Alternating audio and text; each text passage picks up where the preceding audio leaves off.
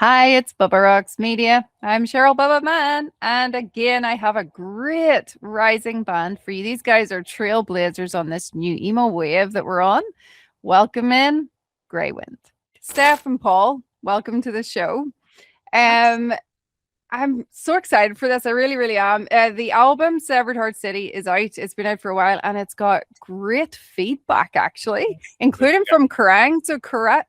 Yeah. Like, seriously, that's amazing. So much. I know you're starting a tour as well in the UK. By the time this comes out, you'll probably already be on it. And then you also have a tour in America coming in April and May. Damn, guys, like we're busy. We're in a travel lodge right now. We're like, good old travel lodge. This isn't my curtain of choice, just so you know. So, that's important to have that out there. We have a tour with water parks that starts in the UK on St. Patrick's Day. Yeah, it's so very we have to get some Irish emo in for that. So, and then the tour actually goes to Dublin as well on the 22nd. So it's going to be crazy. And then we fly home for like 8 hours, and we fly to the US for 2 months. Yeah, and then there's some other things that we haven't even announced yet. So this whole year is going to be absolutely insane. I don't think we're going to sleep, but I'm excited for that. But the reaction to the new album has been insane, and getting to play these new songs, getting to play these new songs in front of people now is so exciting. So we can't wait. No, that's insane. And you guys, it's really well deserved, because all this excitement around you guys, it wasn't an easy journey. And your story is incredible. And I'd love to ask if you guys could tell us and share that for the new fans listening, but also for new bands and musicians starting out, because I think it's an incredible journey, an incredible story, and inspirational. So if you would mind just going back to the start and let us know how you got here. There's a 4-hour version of this that I have told many times. Every tour it gets told, but I'll try and do it short as possible. I always let Paul tell the story as well, because I feel like he has it down. Okay. Whereas I'll just go on big tangents. So when I tell this, there is a 4-hour version. It'll be in the Netflix documentary. So perfect. We're from the south of Ireland in a town called Killarney. And it's just, we're siblings, and we could never find any other musicians. We were like the only two emos in town. We could never find anyone. We never played a live show ever, because we'd never be able to find anyone. We used to go busking in Killarney. Yeah, we just used to sit on the floor busking Killarney, playing like Taking Back Sunday and Fall Out Boy songs and Thrice. And people thought we wrote those songs because they didn't know who the hell Fall Out Boy was. I wrote Welcome to the Black Parade, basically. So then one day, it was not even one day, our uncle committed suicide, and it just changed our lives. It made us like, it just changed us so much. And we're like, what are we waiting for? Why are we waiting for other people? Let's just go. So then we had never even finished writing our first ever song, because we're always waiting. We'll write a song when we have our band members, So then we just booked ourselves. We said we'll book ourselves into a studio a month from now. Never been to a studio before, and it'll force us to a deadline to write our first ever song. So we booked the studio in Belfast. It was only because I saw it was like, I can't remember, it was like an Irish band. I think it was like Only Rivals or someone like that. We were like, because there's no like such a small Irish scene, and we were like, okay, what studio did they go to, or someone like that. So then we wrote our first ever song, and it was called Afterthoughts, and it was about us grieving our uncle. So we booked ourselves into the studio. We drove up to Belfast. We're in the studio for the day. Steph did our vocals in like 15 minutes. And it was just for us. It was just it was just a demo to hear ourselves as a full band for the first time. It was kind of to feel like we were actually starting something for ourselves. Yeah. We felt like, okay, we wanted to find meaning, I guess, in our lives. Yeah. And it was the first time we had ever heard drums or bass or like as a full production, because usually it's just me and Steph playing acoustically. Yeah. So we got home, we blasted it, and we started looking at each other like, wait, this is good. Oh my God. We have connections to no one. Yeah. You mean, it feels like everyone's a Nepo baby these days. We have connections to no one. So then we just decided, let's just post it on YouTube and Bandcamp just for fun, and SoundCloud. We posted it. The next day we woke up and we had emails from Warner Brothers, Sony, and Universal. It was insane. And we were like, we think our friends were like trying to mock us. Yeah. So I was like, these are like fake emails. Of course, nothing. This doesn't happen to people like us. So then I Googled them. I was like, oh my God, these people are on LinkedIn. They're real. Oh my God. So then my head was spinning. So I had to take my dog for a walk, because I was like, I need to get some fresh air. 10 minutes down the road, I realized I was walking my dog's lead, and I forgot the dog at home, because I was just I was literally walking down the street. I can like confirm that is this. a true story. I can confirm it because I saw him walk back in the door. I'd come back for the dog. It was very embarrassing for him. Yeah, it was embarrassing.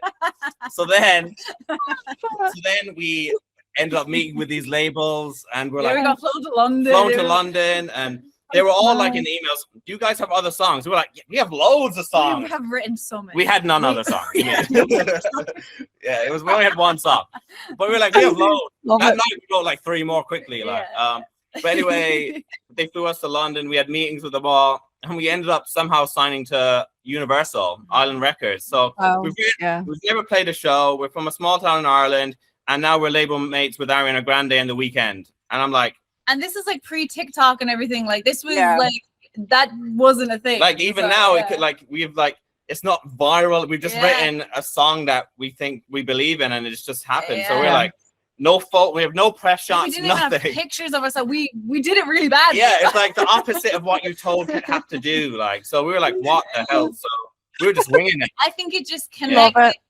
The industry side of it just went viral, I guess, in the industry. It was spreading. They're all like, oh, what's this? So then we signed a record deal, and then we were like, okay, we're probably gonna like maybe do an EP and do our first tour. We should probably play a show. Yeah, they were like, no, we want you guys to record your debut album in like 3 months time, and we're gonna fly you to Texas to do it.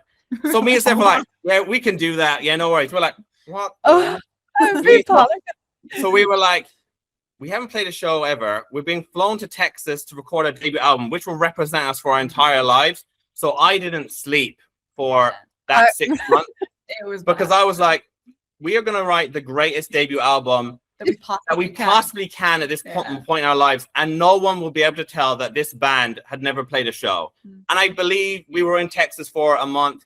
And we wrote a debut album. We poured every ounce of everything into. I didn't sleep. Like people think I'm hyper already. So imagine me not having slept. So then we got back, and before it's even mixed, we're listening to it like we're so proud of it. This whole album is basically us grieving for 10 songs, and it's dedicated to our uncle, and we just poured our heart into it.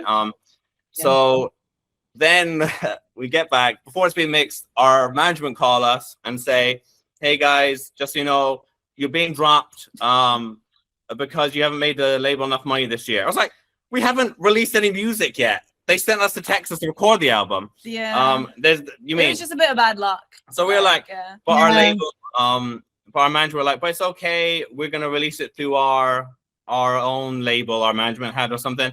But we we're like, okay, okay, whatever. So then we what happened then? Oh my god, it's been a long so then time. Okay, so then I'm like trying to played, relive then we played our first ever shows. It was on a tour across the UK, and we got to play Reading and Leeds Festival and Download and support Thrice, all in our first 20 shows. And we were like, we were thrown into the deep end. We were like, big time. But even though it was like our first shows, we always believe in, for like young bands watching, we want to show them it's kind of like we have connections to no one. And what's got us here, even to that point and today, is we just focused on the songs. So many people forget they content. We're big promoters of, we love social media, but none of that matters if your songs aren't good enough. And we believed like we were writing the greatest songs we could potentially do in that moment in our lives. And focusing on the songwriting before you even step foot on a stage, like it's so important. I've never heard any other if you talk to any 100% really of other bands, they'd say, get out there and just play your songs. We'd say the opposite. Do not leave the house until you've written the greatest songs you can possibly do. Then you can get into that and then play loads of shows. That's what we did. So we felt so when we were on stage, we felt like, oh my God, we believed in ourselves. So we knew we were playing the greatest songs we could write in that moment in time. So then we did that, and then we announced our first ever London headline show on the day our album came out, and we sold that out. And then we're like, yes, this is great. But we could tell that the moment, and it charted in the UK rock chart and stuff, but we could tell that our management didn't really care anymore the moment we got dropped the first. So we're still with them, obviously, but we could just tell the kind of excitement for them was gone. But for us, nothing had changed. We're like, we've written this album. We believe in these songs. So then a couple months after releasing our debut album, we'd only played 17 shows in our entire life before our debut album even came out. You mean? And no EPs, just straight to that. Then our label management rang me up in 5 seconds and said, "Hey Paul, just so you know, we're dropping you. We have a lot of artists that we're working with that have albums coming out next year, but all the best." So I then had to, the lead singer wasn't even on the call. I had to go into Steph and tell her. And then I checked my email, and then I saw our agent had dropped us. So, and our management are our label. So in the space of 8 seconds, we've been dropped by our management label. We had like nothing left. After it felt like, oh, you've gone from like having everything, I guess, to nothing in the space of like 20 minutes. Yeah. It was. So we were like, but Steph, me and Steph are very different. Yeah, we're very opposite. I took it very badly, and because I was already in a bad place. I have anxiety and depression, so I was already in a bad kind of headspace. Paul is very opposite. I loved it. I think that's why we work together so well. I was like, oh my God, I'm gonna make you all look like a joke. That's what I go. That's what I go to. We have the opposite vibe, but we complement each other so well. Yep, yin and yang. We can't do it without the other. You mean it's like Voldemort. Like one can't live while the other survives. So then, plot twist moment. Oh yeah, the plot twist. Okay, this is my favorite. The second, so when I went in Steph and they dropped us all, I was like, okay, I'm getting a lawyer, because so many people can tell this story and you can sound bitter, like our management didn't care about us or our label. We have proof, because when we got dropped and our management said they're going to now release our new album through their label, they forgot to put a new record deal in front of us. They just forgot. So we just got dropped from Universal, and then no new record deal was ever put in front of us. So the rights came back to us. So we got a lawyer immediately and saying to our management, just so you know, Greywind owned their debut album, the whole discography. Could you please take it down so they can re-upload it? And they were like, no, Paul and Steph signed a record deal with a woman called Joan in New York. I'd never been to New York at that point in my life. I don't know anyone called Joan. And I don't know who Joan is. So we and our lawyer going back and forth, and they're like, no, we'll send it over next week. That next week turned into 4 years, basically. So COVID. So we believe from the period of releasing our debut album, we had started writing even more songs that we believed in so much, and we were like, if we release any of these songs, we'll never get it back. We will never get this album back, and we believe in them so much. So we had to play dead for 4 years. Like behind the scenes, we're plotting world domination, but from the outside, like the little emos have given up. But we're still and stuff and playing random shows. We released like one song. We released Am I Asleep, one of our favorite songs during that period. But we were like playing dead industry wise.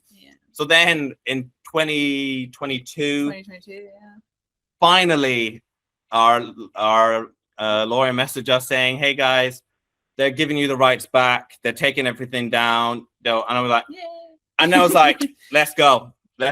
So then I re-uploaded it. I told Steph, I've decided to take over emo TikTok tomorrow. I was like, okay, cool, I'll be there. I posted a clip of our song. So the rights are now belong to ours. I went straight onto TikTok. This is what actually my rock band sounds like. We had 300 followers. I went to sleep, woke up, we have 30,000. And I was like, crazy. I was like, yes. Wow. And then the next day I posted Afterthoughts. Same thing happened. I woke up, now we have 50,000 followers. Crazy. Then we posted a clip of all the songs that got us dropped, by the way. Then I posted In Autumn, Went to Sleep.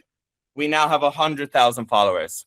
And then I posted it on TikTok, on Instagram, and we went from 2,000 followers to 100,000 followers in the space of a week. All no management, no agent, nothing. So we were like sitting there like, oh my God, wait, it's happening. What do we do? So our biggest fight is, as long as you believe, nothing else matters. I know it's like cliche, but not giving up is so important. And it's hard. It is hard. There's plenty of times I've had days where I'm like, oh my God, do I really want to do this? But then I'm like, I do really want to do this. And during that 4 year period, there's other mini stories of like industry people saying, oh, now you're dropped, you're done, give up. What are you like? What you mean? So, and I could end so many careers if I wanted to. Like horrible things that were said to us. And it's like really, so times like this now, I feel like when you're on like it's kind of worth going through all of that. And there's still going to be bad things that happen. That's life. But we just like to kill people with kindness. I don't need to badmouth anyone. We just do our own thing. And we've not changed. We've always stuck to, like, our music hasn't changed. Like, ourselves, our personalities, we've always been like this. I feel like you just have to surround yourself, I guess, with the right people, and it's all a learning curve. Like, sometimes bad things happen, but they're actually good in the long run. Since we released even more music, our Antidote EP, and we had songs go viral. We had to go to America to tour. In 2024, we toured the US for the first time ever, and it was like crazy.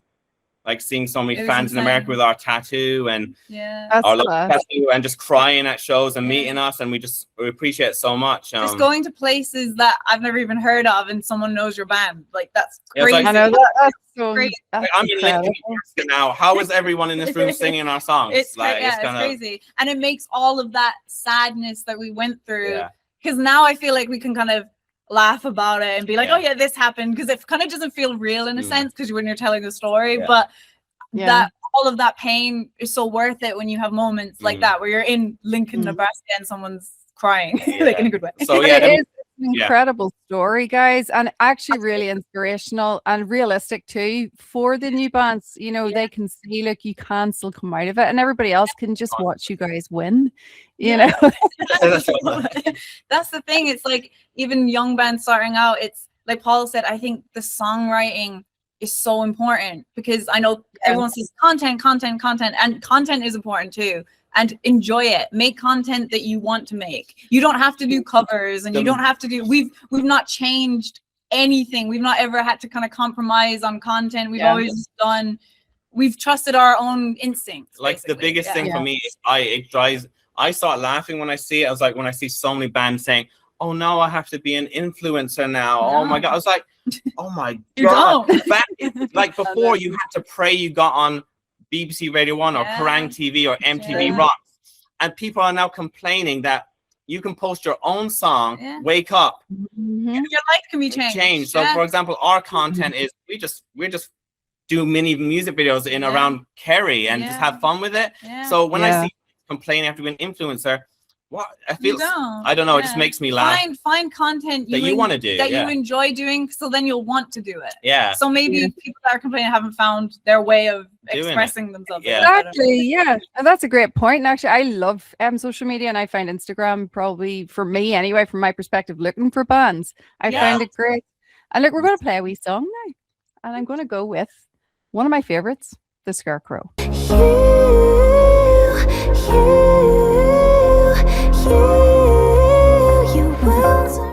I love that song. That is incredible. You guys really are extremely talented songwriters. So much. That song in particular, it's so beautiful. Thank you. Can you guys tell us, especially for the new fans listening, the wee story behind that song and its creation?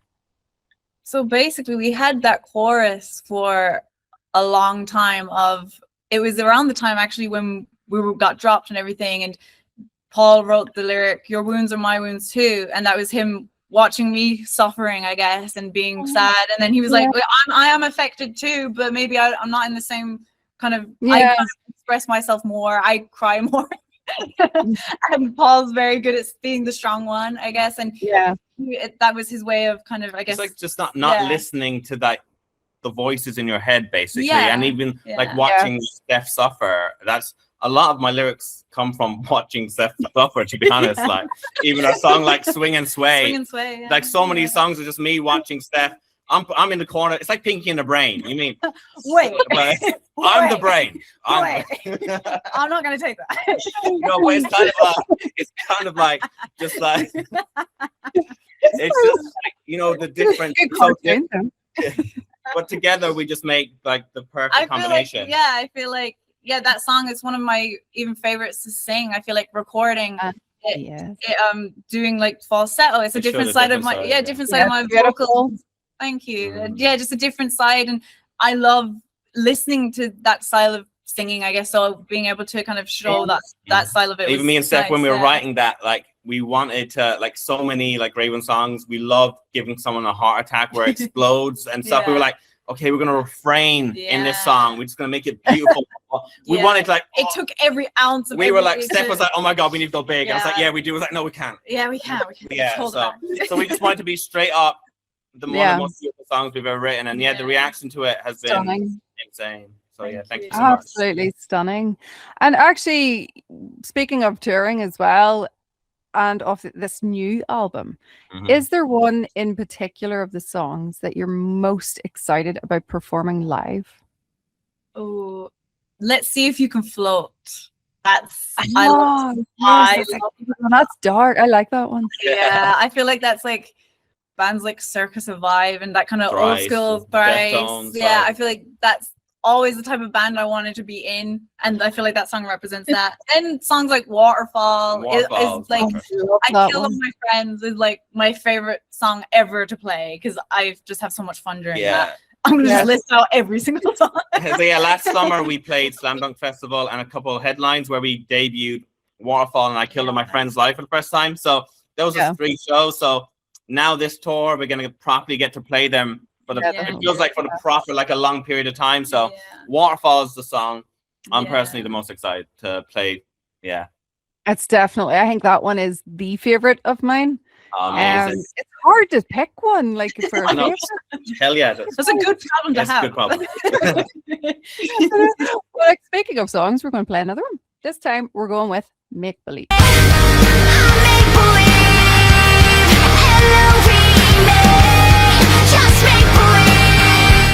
So something I want to talk to you guys about as well is you're actually the last of the top 4 that I have for the new emo wave that I think are the trailblazers. You're the last ones for me to interview out of the top 4. So there's you guys. There's a band called The Requiem. They're in LA. Another band called My Upside Down.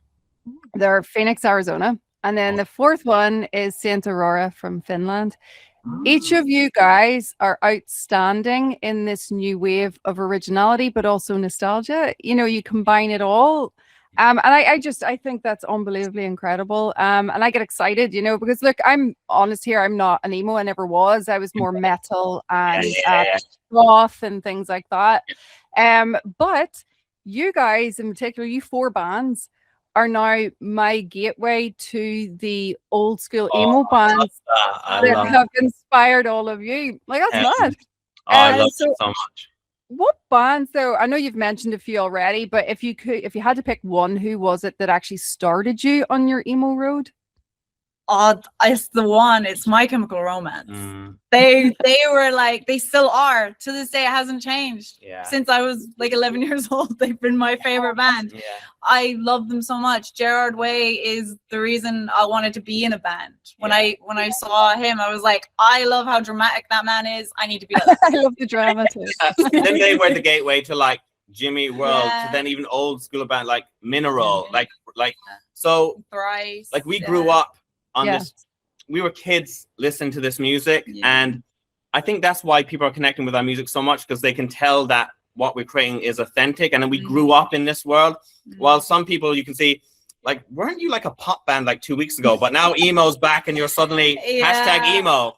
So I can, I got bullied for being emo. Exactly. Okay, I mean it when I say it. Like I came back, like when I was like 15, I had like a massive fringe, and like, people didn't recognize me. I had to like suffer through that. You mean? Yeah, like I wore my Chem hoodie with like pride in school and got mocked for it, and now everyone's like, I remember, I was blasting Fall Out Boy constantly. I was criticized all the time. But I'm wearing my Fall Out Boy t-shirt today. Exactly. I still represent. So yeah, we've always haven't really cared what anyone else thinks. We've always kind of been, like Paul said, authentically ourselves. I think I can't pretend to be something I'm not. That would hurt me. And we just like to surround ourselves with, even through our manager, to our tour manager, to our band, in every single angle, like we want to like surround ourselves with like positive people, because you can meet so many toxic people in this industry, and we've met so many along the way already, and new bands people meet so many, but don't be afraid to say au revoir, and we've done that many times. So like, I am French. I'm wearing the beret. This is what a French band sounds like. She is wearing the beret. Yeah, maybe it's inspired the French. There you go. Perfect. Well, like, we're going to play another song. And this is another great, like, see what I mean by I have constantly fought with myself trying to pick a favorite. I can't. I give up. But this is Moon. The single moon has eyes on our silhouettes. And we're back. And I love that song. And I believe that was an older song that you guys had like way ages ago. Yeah. Is there a time or is there some kind of thing that happens to musicians when you know this is this song's time to shine? Yeah, even Moon. Yeah, we had that when we before Afterthoughts came out. Yeah, before Afterthoughts album came out. Yeah. Oh wow. We had that and we were like, yeah, even when we released Antidote EP, it wasn't the time. We were saving it. We knew it would be on album 2. It didn't feel like the right time. I feel like it didn't even fit the theme of that EP. Kind of like even when we were dropped by everyone, all those people had the Antidote EP. Yeah, they had all those songs. Before Afterthoughts came out, we had Swing and Sway, Glimmer, You're My Medicine, Antidote, Moon, Here's Your Death Wish, all given to these people, and they dropped us. So that's why when they dropped us, why I was like, okay, this is great. We have all to go, but we had to be patient for the right time. So but it's just believing in yourself and just knowing like, and everything. And again, another cliche thing, but everything happens for a reason. Timing, timing of stuff is important. We weren't meant to release those songs under those people. We were meant to release them at the other time, you know. So it's magical that you know how to go by instinct, just naturally. Like that's a great thing, even for like new songwriters listening and watching, for them to see that a lot of it is gut feeling too and self-belief. Yeah, because a lot of that imposter syndrome is a big thing with creatives. even our song Make Believe that you played, that song is about that. It's about believing that you love yourself and that you believe in yourself. There was times where I went through a few years of literally thinking I couldn't sing. I was like listening to what people maybe had about one bad comment that I might have read, or what I'm believing. Plus being dropped by everyone, so then you see everything kind of got on top of me, and I'm like, then you start to believe it, and then you have to kind of be like, okay, wait, if I really want this, I have to believe in myself. Even like when I'm on stage, I have my alter ego of I'm like chaotic on stage, and then I believe in us too much. You mean? Like I'm not the same as when I'm like talking to you here. When I'm on stage, then I'm like different being, and you get to your alter ego comes on. It's like you have to play that character, I guess, even though it is still me, you know. But you get to kind of express yourself, and you forget about everything else and make believe love yourself. So that's what that song is actually about as well. And that honesty as well, like I appreciate that, because that will really be valuable to these new kids out here as well. It's the honesty, like you just said, is we've been told so many times, like by a former, there's other managers that we've had along the way before everything happened for us, that we tested. Like we had an Irish manager, and it would just be, they just don't get it. Send us, here's a new song that we want to release. Oh, it's too dark. It won't get played on the radio. Great. It's our first single then, I'm saying. You mean, like, obviously, it's kind of like if it makes you too uncomfortable. I want you to feel something when you listen to it. Because we get a comment like, it makes me feel very uncomfortable. I don't think we played on the radio, or it won't do this. I was like, if it's make you feel something, that means we've done our job, because we write the bluntest lyrics ever, because we don't want to hide. So many bands. If you felt nothing listening to us, that would make me really sad. It's like, okay, I'm gonna write this for TikTok. It's gonna be very safe. I was like, we don't focus on writing the greatest songs we possibly can. And even a song like Happy from our new record is the chorus. It sounds like a happy song, but has some of the darkest lyrics and bluntest lyrics we've ever written. And but we just do not take advice. I guess that's you guys sticking to your self-belief and instinct. And that honesty and authenticity is why songs hit. Because I noticed it too. Plus those powerful choruses, you nail that. Like absolutely nail. But that honesty is something that, as you know, humans we need, and that's how we relate. You know, and it's so important in music. And look, we're going to play another song. And it's another great one. I give up trying to pick a favorite at this point. We're going with Acid Rain. Acid rain at night, no tears left behind, everything around. Although wee curiosity for you guys. And this is obviously being Irish as well. And I know how small this country is.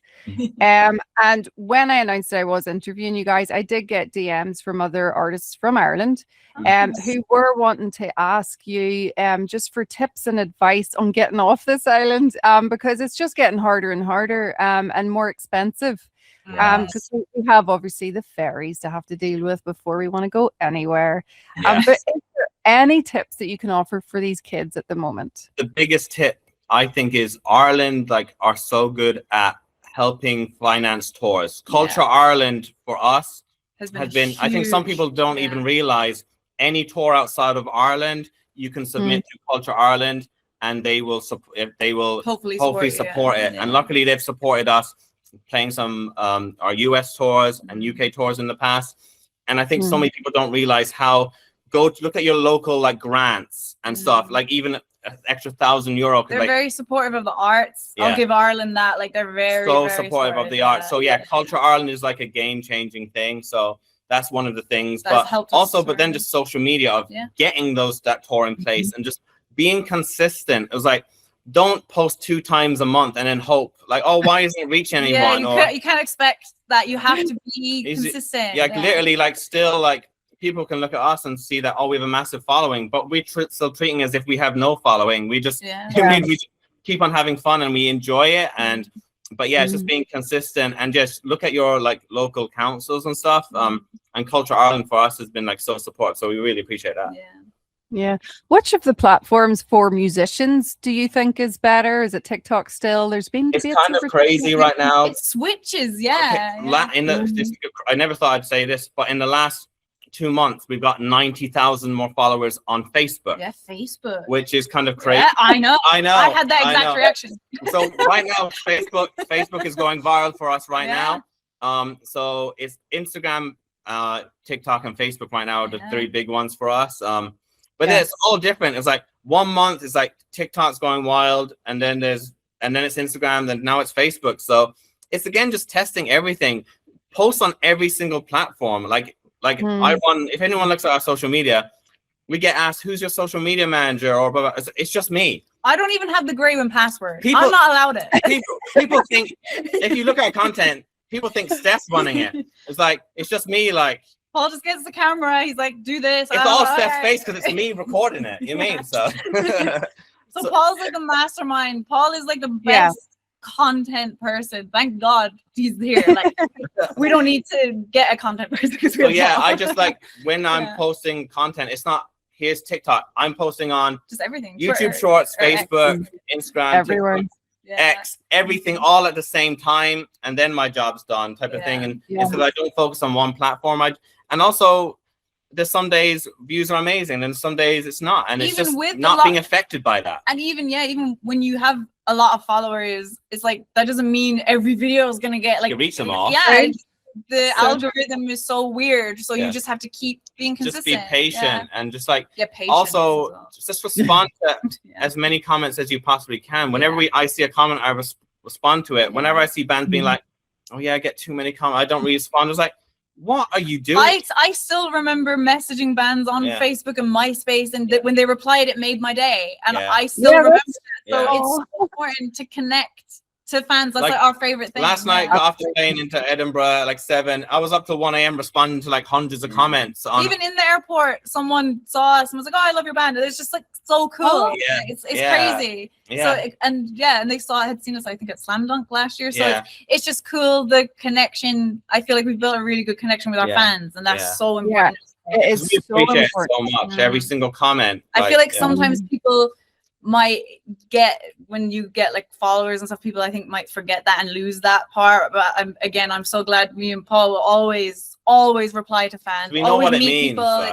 Because we were those kids in the crowd once, and we know what it's like to queue. I used to queue up from like 8 a.m. outside the academy in Dublin, waiting to try and meet Take 'Em Back Sunday. I remember when Ryanair used to do the 2-cent flights.